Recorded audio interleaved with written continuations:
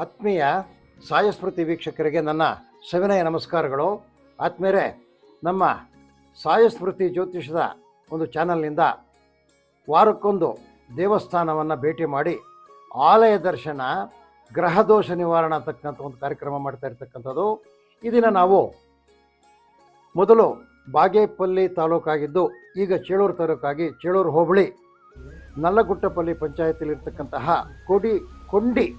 ಕೊಂಡ ಗಂಗಮ್ಮ ಅಂತಕ್ಕಂಥ ಶ್ರೀ ಕ್ಷೇತ್ರಕ್ಕೆ ಬಂದಿದ್ದೀವಿ. ಬಹಳ ಪವಿತ್ರವಾದ ಕ್ಷೇತ್ರ ಮತ್ತು ಬಹಳ ಸುಂದರವಾದ ಕ್ಷೇತ್ರ ಮತ್ತು ಮಹಿಮಾನ್ವಿತವಾಗಿರ್ತಕ್ಕಂಥ ಕ್ಷೇತ್ರ.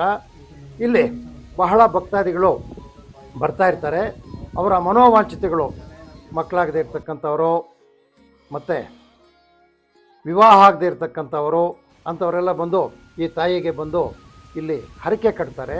ಅದೇ ರೀತಿ ಇಲ್ಲಿ ಈ ಮರಗಳಿಗೆ ತಾಯ್ತ ಕಟ್ಟಿರ್ತಕ್ಕಂಥದ್ದು ಅಥವಾ ಒಂದು ಬೇಡಿಕೆ ಇರತಕ್ಕಂಥವನ್ನ ಅಂತಾರೆ, ಮೀಸಲು ಕಟ್ಟಿರ್ತಕ್ಕಂಥದ್ದು ಅವರ ಇಷ್ಟಕಾಮಿಗಳಿಗೋಸ್ಕರ ಕಟ್ಟಿ ಅದಾದಮೇಲೆ ಬಂದು ಅಮ್ಮನವ್ರಿಗೆ ಕೆಲವರು ಬಲಿ ಕೊಡ್ತಕ್ಕಂಥದ್ದು, ಕೆಲವರು ವಿಶೇಷವಾಗಿ ಪೂಜೆ ಮಾಡ್ತಕ್ಕಂಥದ್ದು. ಇದು ಸಾಮಾನ್ಯವಾಗಿರ್ತದೆ ನಮ್ಮ ಈ ಚೇಳೂರು ಹೋಬಳಿಲಿ. ನಮ್ಮ ಬಾಗೇಪಲ್ಲಿ ತಾಲೂಕು ಪೂರ್ತಿ ಚಿಕ್ಕಬಳ್ಳಾಪುರ ಜಿಲ್ಲೆ ಎಲ್ಲ ಸಹ ಇಲ್ಲಿಗೆ ಬರ್ತಾ ಇರ್ತಾರೆ. ಇದು ಅದ್ಭುತವಾಗಿರ್ತಕ್ಕಂಥದ್ದು. ಇದು ಅಮ್ಮನವರ ಮೂರ್ತಿ, ಅಂದರೆ ಪುರಾತನ ಕಾಲದಿಂದ ಇರತಕ್ಕಂತಹ ಮೂಲ ವಿಗ್ರಹ. ಇದು ಮಹಿಮಾನ್ವಿತವಾಗಿರ್ತಕ್ಕಂಥ ಸಾಲಿಗ್ರಾಮ ಶಿಲೆಯಲ್ಲಾಗಿರ್ತಕ್ಕಂಥ ವಿಗ್ರಹ. ಇದರ ಬಗ್ಗೆ, ಈ ಕ್ಷೇತ್ರದ ಬಗ್ಗೆ ಏನು ವಿಶೇಷಗಳಿದೆ ಅಂತಕ್ಕಂಥದ್ದನ್ನು ಅರ್ಚಕರು ನಿಮಗೆ ತಿಳಿಸ್ಕೊಡ್ತಾರೆ. ಅವರಿಗೆ ಸ್ವಲ್ಪ ವಿಷಯ ತಿಳಿಸ್ಕೊಡಿ. ಗಂಗಮ್ಮ ಇಲ್ಲಿ ಮೂಲಸ್ಥಾನ, ಮೊದಲು ಇಲ್ಲಿ ಹುಟ್ಟಿರೋದು ಮೂಲಸ್ಥಾನ. ಕಲ್ಯಾಣಿ ಇದೆ, ಎಷ್ಟು ಆಳದೆ ಅಂತ ಗೊತ್ತಿಲ್ಲ. ಒಳಗಡೆ ಎಲ್ಲ ನೀರು, ಮೇಲೆ ಹುಲ್ಲು ಬೆಳೆದಿರೋದು. ಮಕ್ಕಳಾಗದೇ ಇರೋರು, ಮದುವೆ ಆಗದೇ ಇರೋರು, ಏನಕ್ಕಾದರೂ ವಿದ್ಯಾಭ್ಯಾಸಕ್ಕೋಸ್ಕರ ಏನಕ್ಕಾದರೂ ಆ ತೀರ್ಥ ಸ್ನಾನ ಮಾಡಿ ಅಲ್ಲಿ ಹರಕೆ ಕಟ್ಟೋದ್ರೆ ತುಂಬ ಒಳ್ಳೆಯದಾಗುತ್ತೆ. ಪ್ರತಿ ಮಂಗಳವಾರ ಶುಕ್ರವಾರ ಅಮ್ಮನವ್ರಿಗೆ ಅಭಿಷೇಕ ಇರುತ್ತೆ. ಮತ್ತು ಅಮಾವಾಸ್ಯೆ ದಿವಸ ಪ್ರತ್ಯಂಗರ ದೇವ ಹೋಮ ಇರುತ್ತೆ. ತುಂಬ ಒಳ್ಳೆಯದಾಗುತ್ತೆ. ಏನು ಅಂದ್ಕೊಂಡ್ರು ಎಲ್ಲ ಒಳ್ಳೆಯದಾಗುತ್ತೆ. ಇದು ಅಮ್ಮನವ್ರ ಕಲ್ಯಾಣಿ. ಇದು ಎಷ್ಟು ಆಳ ಇದೆ ಅಂತ ಗೊತ್ತಿಲ್ಲ. ಒಳಗಡೆ ಎಲ್ಲ ನೀರು, ಮೇಲೆ ಹುಲ್ಲು ಬೆಳೆದಿರೋದು ನೋಡಿ. ನೋಡ್ತೀನಿ ಆನ್ ಮಾಡಲಿ. ಇದು ವಿಶೇಷವಾಗಿ ರುದ್ರಾಕ್ಷಿ ಥರ ಮಣಿಗಳಿವೆ ಇದರಲ್ಲಿ. ಇದು ಕತ್ತಲ್ಲಿ ಕಟ್ಕೊಂಡ್ರೆ ತುಂಬ ಒಳ್ಳೆಯದು. ಮಕ್ಕಳಿಗೆ, ಹೆಂಗಸ್ರೆ ತುಂಬ ಒಳ್ಳೆಯದು. ಮಣಿಗಳು ಈ ಥರ ಅದು. ಇದು ಮಕ್ಕಳಾಗದೇ ಇರೋರು, ಮದುವೆ ಆಗದೇ ಇರೋರು, ಏನಾದರೂ ಬೇರೆ ಏನಾದರೂ ತೊಂದರೆಗಳಿದ್ದರೂ ಕೂಡ ತೀರ್ಥ ಸ್ನಾನ ಮಾಡಿ ಅಲ್ಲಿ ಹರಕೆ ಕಟ್ಟೋದ್ರೆ ತುಂಬ ಒಳ್ಳೆಯದಾಗುತ್ತೆ. ಆದ್ಮೇಲೆ ಇದು ಬಹಳ ವಿಶೇಷ ನೋಡಿ. ಪ್ರಪಂಚದಲ್ಲಿ ಬಹಳ ವಿಶೇಷವಾಗಿರ್ತಕ್ಕಂಥ ಜಾಗ ಇದು. ರೆಡಿ ಕೆಳಗಡೆಗಿಂದ ಹಿಡಿದು ಒಂದು ಪುಷ್ಕರಣಿ, ಕಲ್ಯಾಣಿ ಅಂತೀವಿ, ಕರಿತೀವಿ ಅಂತ ನಾವು. ಇದ್ರ ಮೇಲೆ ಅದ್ಭುತವಾಗಿ ರುದ್ರಾಕ್ಷಿ ಗಿಡಗಳು, ಹುಲ್ಲು, ಜಂಬು ಬೆಳೆದಿರ್ತಕ್ಕಂಥದ್ದನ್ನು ತೆಪ್ಪ ಅಂತ ಕರೀತಾರೆ. ಇದನ್ನು ತೆಪ್ಪ ಅಂತ ಕರೀತಾರೆ. ಈ ತೆಪ್ಪದ ಮೇಲೆ ನಿಂತ್ಕೊಂಡು ಹರಕೆ ಮಾಡಿಕೊಂಡವರು, ಮಕ್ಕಳಾಗಿರ್ತಕ್ಕಂಥದ್ದು, ವಿವಾಹ ಇಲ್ಲದೆ ಇರತಕ್ಕಂಥದ್ದು, ವಿವಾಹ ಆಗಿರ್ತಕ್ಕಂಥದ್ದು, ವಿದ್ಯಾರ್ಜನೆಯಲ್ಲಿ ವೀಕ್ ಆಗಿರ್ತಕ್ಕಂಥವ್ರಿಗೆ ಒಳ್ಳೆ ವಿದ್ಯಾಭ್ಯಾಸ ಸಿಕ್ಕಿರ್ತಕ್ಕಂಥ ಅನೇಕವಾದ ಇಲ್ಲಿ ಇತಿಹಾಸ ಇರ್ತಕ್ಕಂಥದ್ದು. ಇದು ಬಹಳ ಅದ್ಭುತವಾದ ಜಾಗ. ಪುರಾತನವಾದ ಕಾಲದಿಂದ ಈ ತೆಪ್ಪ ಹೀಗೆ ಇದೆ. ಕೆಳಗಡೆ ಸುಮಾರು 100 ಅಡಿ ಒಳಗೂ ನೀರಿದ್ರೂ ಸಹ ಅದರ ಮೇಲೆ ಈ ತೆಪ್ಪ ತೇಲ್ಕೊಂಡೇ ಇರ್ತದೆ. ಈ ತೆಪ್ಪದ ಮೇಲೆ ನಿಂತ್ಕೊಂಡ್ರೆ ಅವರಿಗೆ ಇಷ್ಟಕಾಮಿಗಳು ಸಿಗ್ತದೆ ಮತ್ತು ಪೂರ್ವ ಜನ್ಮಾಂತರ ದೋಷಗಳ ನಿವಾರಣೆ ಆಗ್ತದೆ. ಈ ನೀರನ್ನು ಸ್ನಾನ ಮಾಡಿದ್ರೆ ಅವರಿಗೆ ಬಹಳ ಶುಭಕರವಾಗಿರ್ತಕ್ಕಂಥದ್ದಾಗ್ತದೆ. ಮತ್ತು ಕೆಲವರಿಗೆ ಚರ್ಮ ಕಾಯಿಲೆಗಳಿರ್ತಕ್ಕಂಥವ್ರು ಕೂಡ ಈ ನೀರು ತಲೆ ಮೇಲೆ ಹಾಕ್ಕೊಂಡ್ರೆ ಮೇಲಾಗಿರ್ತಕ್ಕಂಥ ನಿದರ್ಶನಗಳಿವೆ. ಇದು ಬಹಳ ವಿಶೇಷವಾದ ಜಾಗ ಈ ತೆಪ್ಪ ಅಂತಕ್ಕಂಥದ್ದು. ಈ ನೀರ ಮೇಲೆ ನಾವು ನಿಂತಿದ್ದೀವಲ್ಲ, ಇದು ಬಹಳ ಅದ್ಭುತವಾದ ಪವಿತ್ರವಾದ ಜಾಗ ಆಗಿರ್ತದೆ. ಎಷ್ಟು ಜನ ಓಂ ಶ್ರೀ ಸಾಯಿರಾಮ್. ಆತ್ಮೀಯ ಸಾಯಸ್ಮೃತಿ ವೀಕ್ಷಕರಿಗೆ ಮತ್ತೊಮ್ಮೆ ನಮಸ್ಕಾರಗಳು.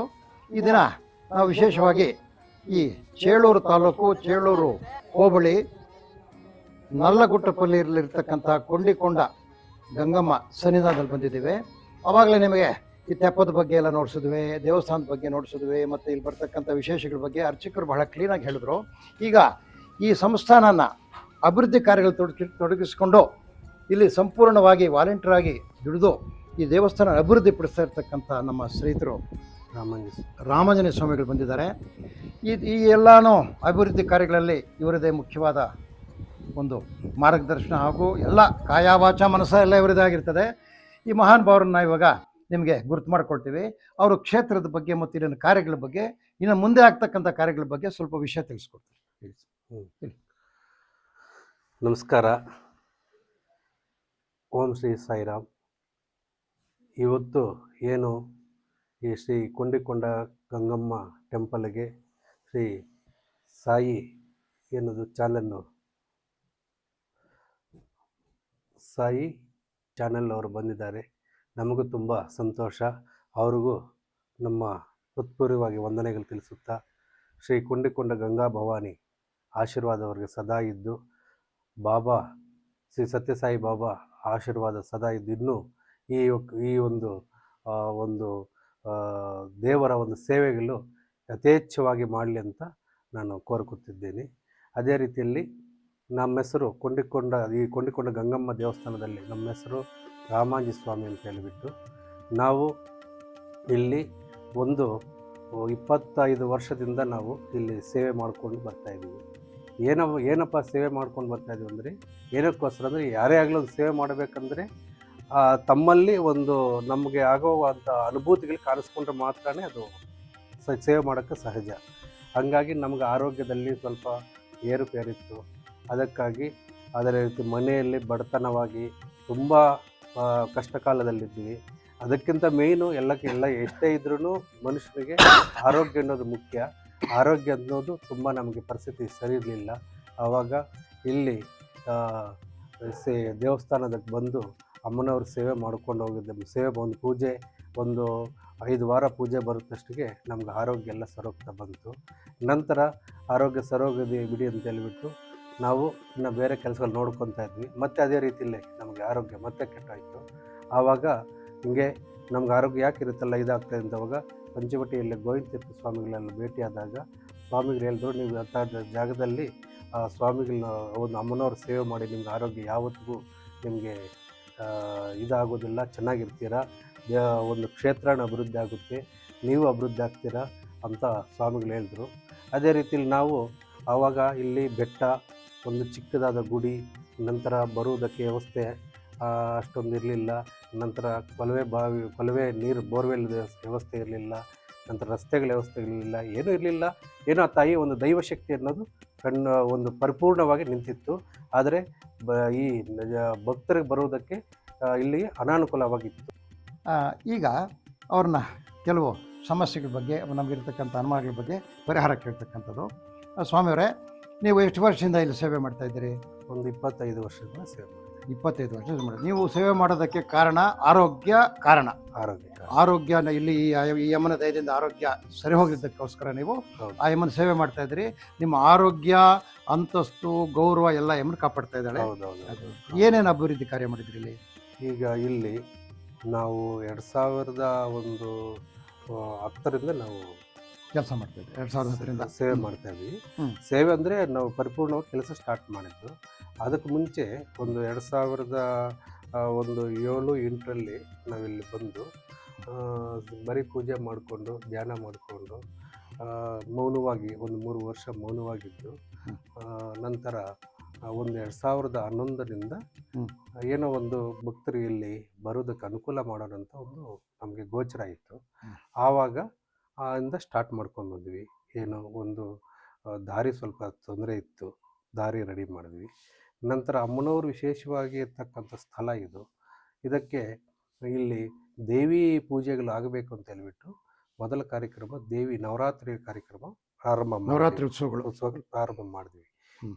ಹೆಂಗೆ ಮಾಡಿದ್ವಿ ಅಂದರೆ, ಅನಾನುಕೂಲವಾಗಿತ್ತು.